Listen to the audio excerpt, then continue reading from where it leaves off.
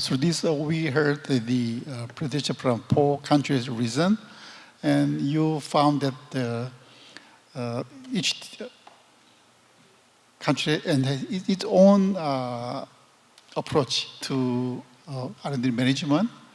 For example, in Korea, we have independent organization called IITP under the government. In Japan, Government Institute NICT is handling the research hub, funding hub. And in Europe, formally, officially a private entity, but I think CHOI is a very close relation with the European Commission. So maybe half a private, half a public organization.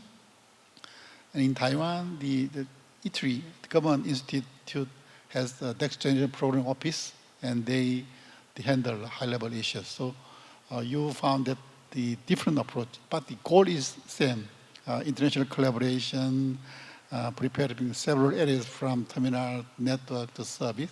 So that is common. So from the floor, if you have any questions, then please raise your hand.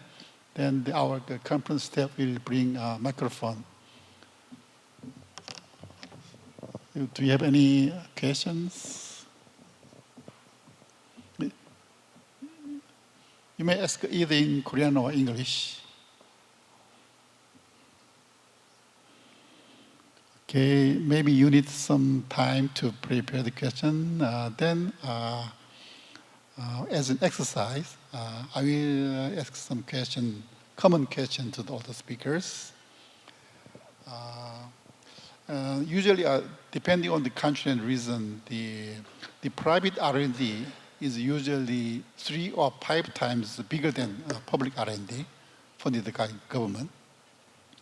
Then some kind of differentiation or some kind of alignment between private R&D or public R&D necessary. So what is the current status? That is my common question to the 4 speakers. So in reverse order from... sorry, excuse me, could you repeat the question again? Sorry about that. Usually the private R&D from the industry or company is much bigger than public R&D funded by government. But I think there should be some kind of differentiation or coordination. So do you have any experience or policy for that? Okay, so in Taiwan, I think right now I'm in Korea, so during lunch, in Taiwan, we, besides MediaTek or TSMC, those are very big company, Taiwan is famous for a small to medium company. So I think ITRI play a very important role because lots of small company, sometimes they are struggling or they are trying to make company making money. So when I talk to them that you should develop a 6G technology, they say that's MediaTek's job or something. Because we have many small company maybe will not have a team to do advanced research. So then ITRI play an important role because ITRI supported by the government. The target of ITRI is to trying to find what is the next the market for next 5 or 10 years. Then begin to invest, trying to find some experienced expert, and together with a lot of young engineer to early develop to that one, and get some prototype or pre-system.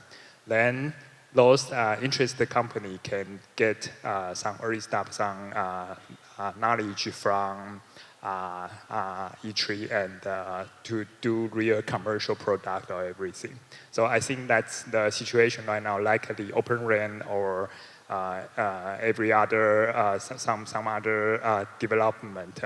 It's usually kick off or started from ITRI and then move on those prototype to a private company. Then those company will begin to make it a real commercial product. Thank you. Okay, thank you, Dr. Xie. Yeah, I think that the role of ITRI is very important in Taiwan because ITRI is a very big institute. I think around 6,000 researchers, right? So they are capable to doing some kind of coordination or bridging role between public and private domain. Okay, then I understand. And how about the status in Europe?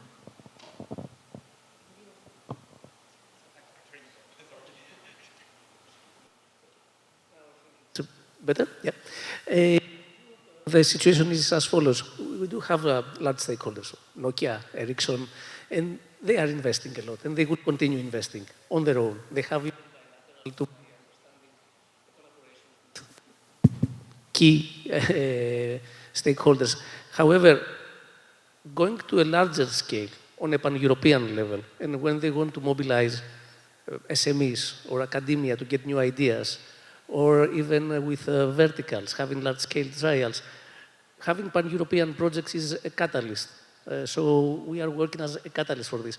So my answer would be that definitely all the key stakeholders, operators, vendors, software developers, system integrators, solution providers will continue to spend a lot of money for research because this is essential.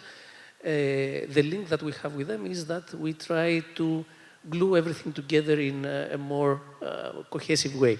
And actually, because it's public money that are put on the table, as one of the KPI for the success of the program in Europe for the SNSJU is counting additional money that are being placed by the private sector. So the public side is putting 900 million euros, and we have to prove that at least 900 million euros will be placed in similar activities from the private stakeholders. And this means large industrial players and SMEs. So this is one of the KPIs that we have to be successful as a program. Okay, thank you, Alex, for your detailed explanation. Yeah, I think that in Europe, the project, compared with in Korean case, the participation of industry is bigger than the states in Korea. So first, that can be work well. And second thing is that, as you said, that the matching fund from private sector is required. For example, in Horizon Europe, you said that around 900 billion euro from the European Commission, and same money from private sector is required. Yeah, I think that means more than. Okay, then naturally the public and private coordination can be done. Okay, then I understand. Okay, how about in status in Japan? Dr. HOSAKO, please. Okay, thank you very much. And yeah, in case of Japan, and I already mentioned about the size of the money. It's really huge, but it's not enough for the complete development of the next generation technology, I think. So it's just initiation money for enlarged activity in the private sectors and academias. And we will give opportunity to the private sector and academias, and they are doing lots of activities starting. And then they are running by themselves. So we would like to initiate such kind of opportunities. This is the money, and also in the vision of, I already presented the vision, which is also initiation for the discussion about the next generation, the new society and the next generation communication technology. So on the Japanese government, the roles of the Japanese government is giving many of opportunities to discuss and to try the next generation technologies, I think. Okay, Dr. HOSAKO. Yeah, I understand. In Japan, I understand that traditionally they are strong at fundamental and core technology research from private sector or even funded by the government.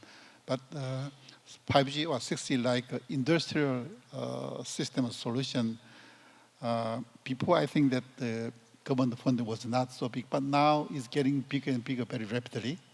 So I think that was some kind of new approach from Japanese government. Okay, Then finally, let me hear the Korean status from Dr. Choi. Okay, so the question was private sector has a much bigger R&D budget than public, but I think that's correct and wrong, because when I'm working for Samsung, main R&D budget is for developing for the product for the next year or 2 years later. So that includes the R&D budget, but usually private sectors, including big companies, cannot spend that much money for the future technologies. For 5 years or 10 years longer term project cannot be easily secure the budget. So I think government has a role for that. That's why 6G at the beginning, 2019 or until last year, government triggered help to develop the new visions and new technology development through, working with professors or R&D. Like in Korea, we have ETRI, it's an organization for the R&D, and I think I was surprised. Japan, you have also your own R&D functions, and ITRI working for that. So it's kind of long-term project. R&D should be based on the government. The government has a role, but when commercialization is coming, for example, for 3 years later, 5 years later, I believe Samsung and LG also in Korea, they will put a lot of money for the R&D and also development for the 6G. But at this stage, I believe government has a role to put more money, even for the big company and also small and middle enterprise and also professors. So that sense, I think public sector has a function for that. Okay, Dr. Choi, you said that even the private sector R&D budget is big, but they focus on development side, but still the government side need to focus on research side. Then we can have some harmonization. Yeah, I think that makes sense, because according to the statistics, is total R&D budget compared with the GDP portion. I think the Korea is number 2 among the OECD countries. Maybe Israel is number 1. We have around 4% of GDP for R&D. But even though the portion is very big, but much of them go to the development side from Samsung, etc. So I think that is a reasonable explanation. Okay, after hearing the question and answer from the panelists, still do we have some question from the floors? Please raise your hand. Okay, starting Nelson. Step, please hand over the microphone.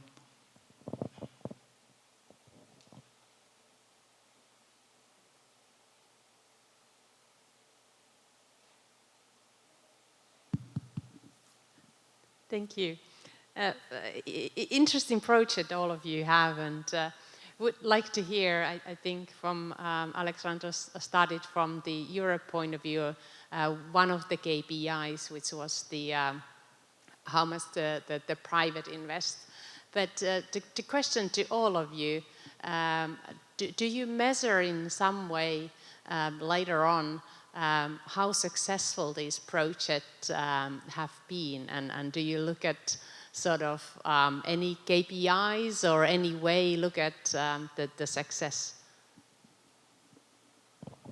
Okay, thank you, Sari. It's very good question, but very difficult question to answer. But anyway, anybody from the panelists? Okay, Alex. I could go first, because one of my tasks is exactly to discuss with the public side about KPIs. Successfully, maybe, okay, thank you very much. It's okay, I think I have it. It's really a tricky question, because we can measure some simple things. I mean, we have seen also from University of Hulu, and they were mentioning a number of publications. That's one KPI. Another KPI that we have in mind is a number of input and submission of TDocs in standardization. So that's a second thing. But standardization is a very specific work. Not easy to measure the impact of the TDocs. So do you measure everything? Do you measure those that have been noted, accepted? So it's difficult. Still, we can have at least some very good stories. I have some stories later on because now I have only 4 minutes to demonstrate why in Europe the activities for 5G from the projects, for example, for the METIX projects, were quite successful. Another thing that we could measure is the starting point on the market share, and during the finish line of the program, if the market share is the same, lower or higher in terms of 6G solutions. Also we can measure other things like the number of new jobs that the companies being involved in funding, they have created so new jobs or new courses that can be. So it's a very complicated matter, a very good question, and trust me, we have spent many hours trying to have something meaningful at the end. Okay, thank you. Yeah. Anyone? So maybe I'm not the right person to answer this one because I have different rule. I have been, talking about our 4 years project, we have, as a school professor, we need to hang in our report every month. So it's very difficult for a school professor to new achievement every month. So as a school professor, I really hate about those check or everything. We want to have 4 years to do research. But just joking. Another rule of myself is also to make sure that. So I think as all of us, many of us are attending 3GP meetings. We have a regular progress about 5G or maybe look into 6G. So sometimes we also need to bring some information and make sure that the technology you are developing is really welcomed by our future technology. So I think that's all I can say. For other part, I want to complain that maybe you will leave it later.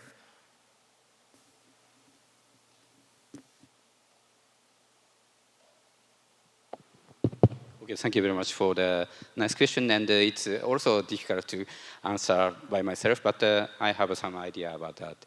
And now in the we are targeting the 6G, and we are maybe starting at 2020, and we have 10 years for around these at the first stages. And now in the middle of the first 5 years. And for the first 5 years in Japan, we are concentrating on how to develop the elemental technologies for which will be which will be used in the 6G, but not sometimes not ready to the 6G, but we are now developing elemental technology for the 6Gs. The first 5 years KPI is how many or how high the level of the technology that we will develop. And the next 5 years, the KPI will be changed. Must be, but it's difficult to answer now. Okay, thank you very much.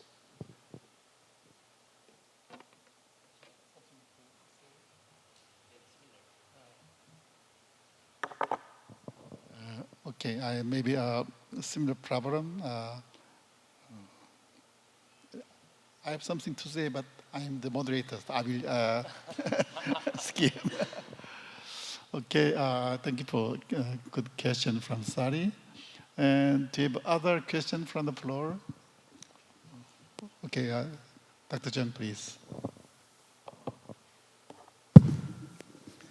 Yeah, there might be a very interesting discussion regarding how to classify some focusing focusing technologies between the private sector and the public sectors. And my understanding is somewhat this kind of classification is depending upon this time to market approach. But on the other hand, there might be some different view, you know, and in this a given technology, it's just with has some very clear visibility in the how to utilize it and how to apply in the future somewhere.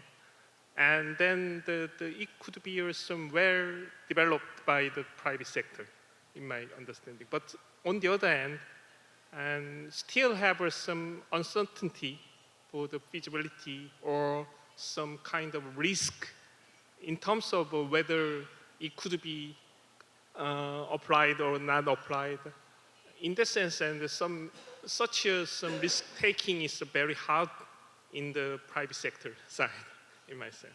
So my point is that there might be some different view regarding the classification and the focus technology, but still there might be somewhat risk taking, and the uncertainty resolution is somewhat very important. The targeting on the public government side research project proceed. It could be some definitely included. That's my view. Okay, Dr. Jung, it may be question or comment. Okay, yeah, okay, comment. Okay, then since okay, Charlie, please.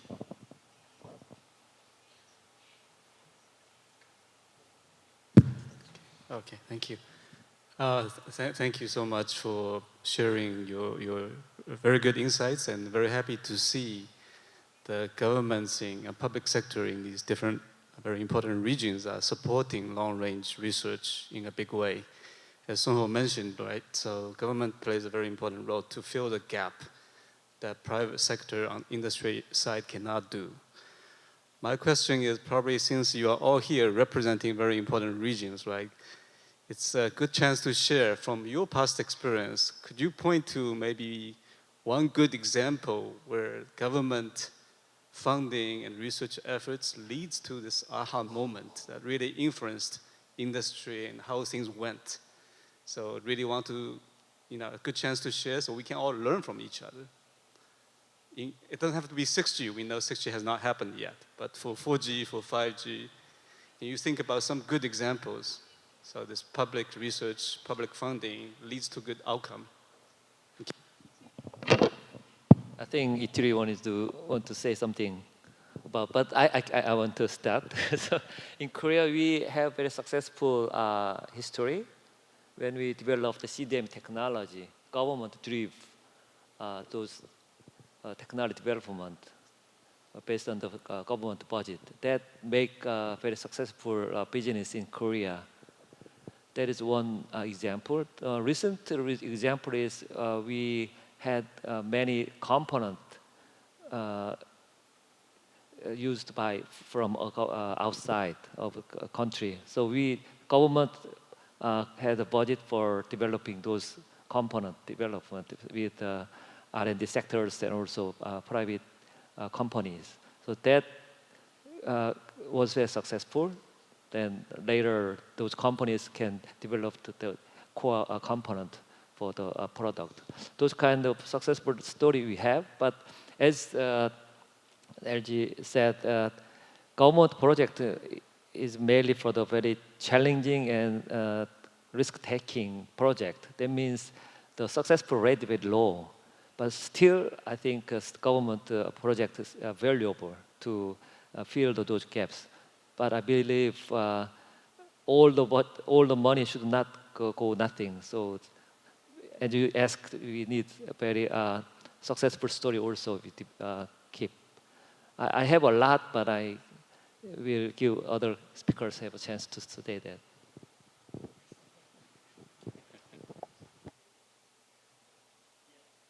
I think somebody already mentioned TSMC. I think I can TSMC spun off from ETRI. I think it's already a successful story that everybody knows. So my personal maybe have another experience. It's very hard to define whether we are successful or not. So as I said, more than 20 years ago, I was in ETRI. We are doing 3G development. So after that, ETRI is very famous to keep the whole team to develop some prototype. Then another way is that the whole team is moving to a private company. As a whole team, maybe more than 100 people moving together from ETRI to other. That's how TSMC succeeded. We moved to a private company. Maybe that company is not doing very well because that company is not exist right now. But I go back to the academia, but most of my colleagues are going to MediaTek. So I think in 4G chipset or 5G chipset, MediaTek is doing better than what Taiwan's company do in 2G or 3G. So I think that's another story I can share about that. Maybe my company is not successful, but we indirectly promote the success of MediaTek. That's how ETRI played a role in Taiwan's development. Thank you. Okay, thank you, Dr. Hsieh. Even though the time is up, Alex or Hosaki-san, do you have something to add? Okay, indeed, there are stories since the 4G era that I remember of. Europe was very successful in 4G. There were a project called Winner and Winner Plus with a lot of contribution in standardization. In 5G, similar stories with the METIS project and METIS 2, for example, the Madrid grid that is being used in 3GPP, the contribution that was supported by METIS 2 about this new state in the RRC. These are very specific things, but things that were successful. I mean, if you have flagship projects and you have too many stakeholders coming up in standardization with specific solutions, this counts for something. But I think the major success for Europe is that I do believe that we are the only place in the world where there is this discussion from stakeholders from all the regions. And we have the opportunity during the research phase to discuss about pre-standardization consensus. So have an agreement on where things should be going.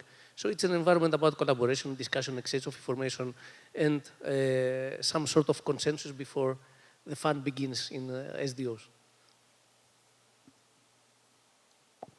Okay, thank you very much. And for the Japan's case, I have no good example because last 30 years, Japanese economic getting down, okay?